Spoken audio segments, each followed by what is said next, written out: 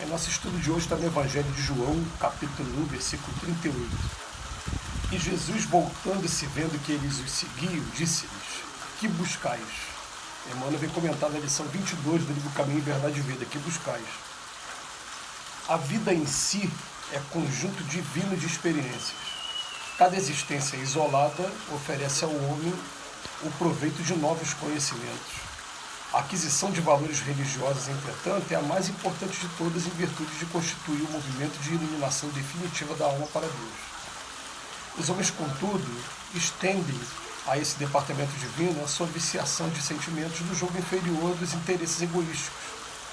Os templos de pedra estão cheios de promessas injustificáveis e de votos absurdos.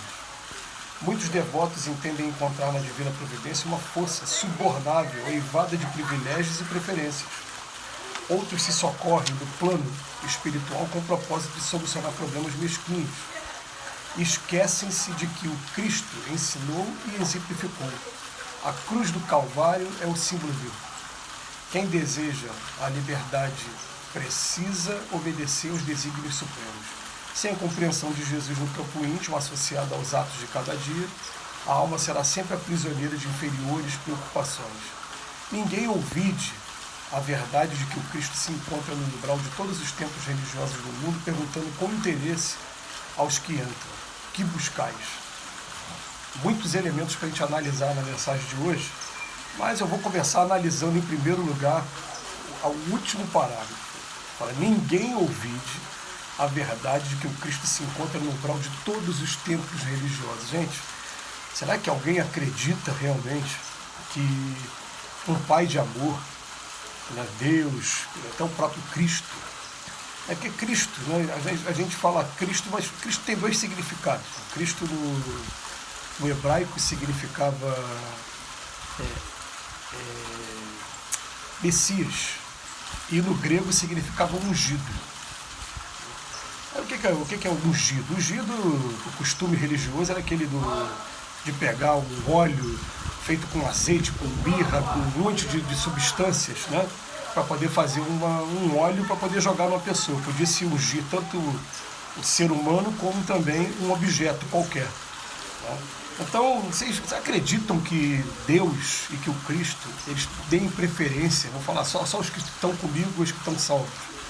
Eles amam a todos indiscriminadamente, de todas as maneiras, e estão buscando a gente. Estão em todos os templos religiosos. Cristo se encontra no umbral de todos os templos.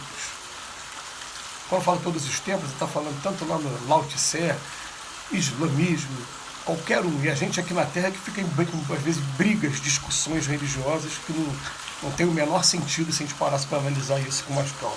Mas o texto de hoje vem fazer para a gente aquela pergunta: o que a gente está buscando? Outra frase muito interessante que o Emmanuel fala para a gente, né? Ele vem falar para a gente que cada existência isolada oferece ao homem proveito de novos conhecimentos, mas os valores religiosos ele considera os mais importantes. E por que ele considera os mais importantes?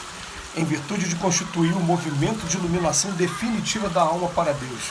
Será que a gente já se deu conta de que tudo que a gente vive, todas as oportunidades que a gente tem, profissionais, família, tudo que acontece, está acontecendo com o objetivo de mostrar para a gente o que nós somos, espíritos imortais, que a nossa existência não se prende somente a esse corpo físico aqui agora, daqui a pouco a gente vai largar o corpo, vai seguir a nossa jornada, e mostrar para a gente a imortalidade da alma. Então, o estudo religioso, a aquisição de estudo de valores religiosos é a mais importante de todas.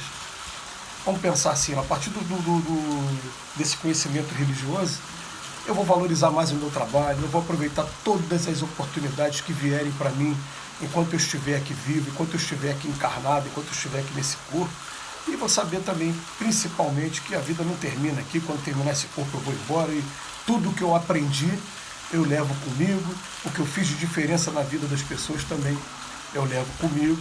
Também levo as culpas também do que eu magoei as pessoas.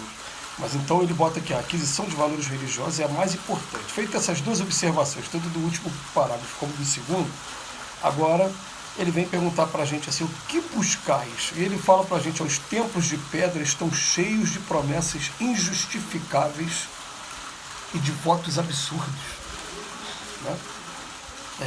Vamos pegar aqui, né? Promessas injustificáveis. Eu já vi promessa, por exemplo, a pessoa falar assim, né? Se eu receber isso da vida, eu vou parar de fumar. Poxa, que bom se ele parasse de fumar antes, que ele está fazendo bem a ele mesmo, né? Mas ele quer condicionar Deus, dar um presente para ele em contrapartida, ele fazer um esforço para parar de fumar. Lembrando que para quem é fumante mesmo, parar de fumar não é uma coisa simples, né? É uma coisa que demanda muito sacrifício também. Mas ele faz essa promessa.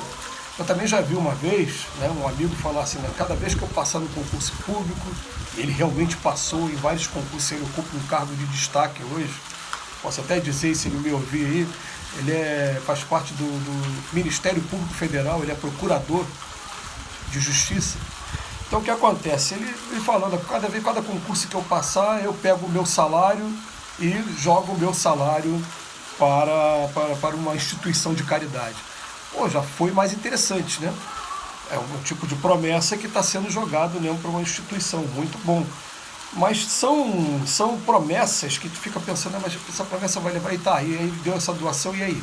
Ele vai para o emprego dele, ele continua ainda tendo essa visão ainda do homem, que nossa, que daqui a pouco fica apavorado porque vem uma doença, não entende os desafios, não entende a natureza das provas e das expiações que estamos vivendo. Ou então votos absurdos. Os templos estão cheios de votos também absurdos.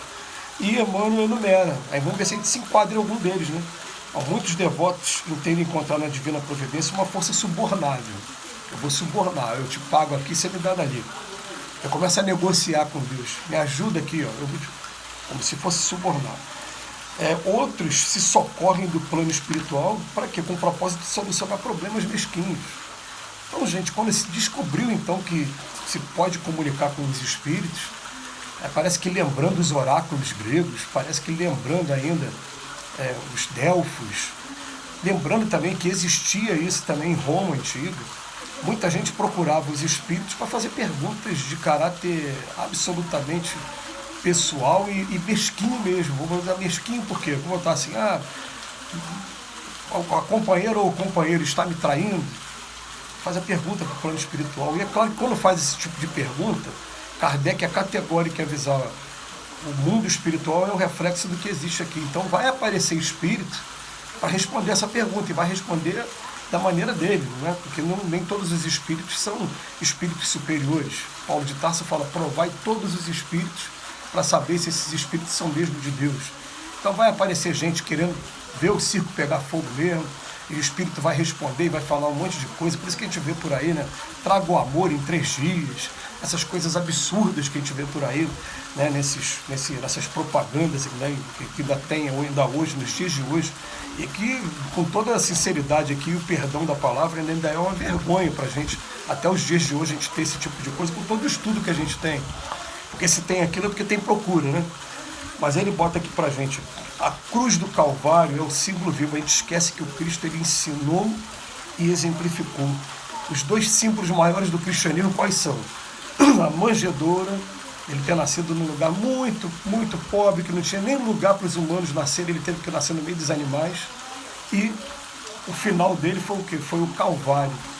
Né? Mas o tempo todo ensinando, exemplificando e pedindo perdão para aqueles que não sabiam o que estavam fazendo. Então, quem deseja a liberdade precisa obedecer esse desígnio supremo. Entender o seguinte, nós estamos aqui de passagem, e é uma passagem muito breve, daqui a pouco ela termina. Então que essa passagem que a gente esteja agora vivendo, todos nós, né, ela possa estar sendo bem aproveitada, que a gente possa botar a cabeça no travesseiro e não ficar arrependido, não ter vergonha, não ter medo de nada. O que eu estou fazendo da melhor maneira possível. O que eu ainda estou fazendo de errado, eu estou procurando reparar de alguma maneira, eu estou a cada dia tentando me melhorar, e a gente vai tocando, porque quando a gente começa a fazer isso, coloca isso como proposta, a gente vai descobrir que a vida é para isso. Aí a gente aprende algum determinado conceito religioso, por isso que o Emmanuel falou, né, que o aprendizado religioso é o mais importante, e vai lá aplicar esse conceito não através de palavras, não, através de exemplos, no nosso trabalho, na nossa família, no nosso convívio social, no nosso ambiente religioso também.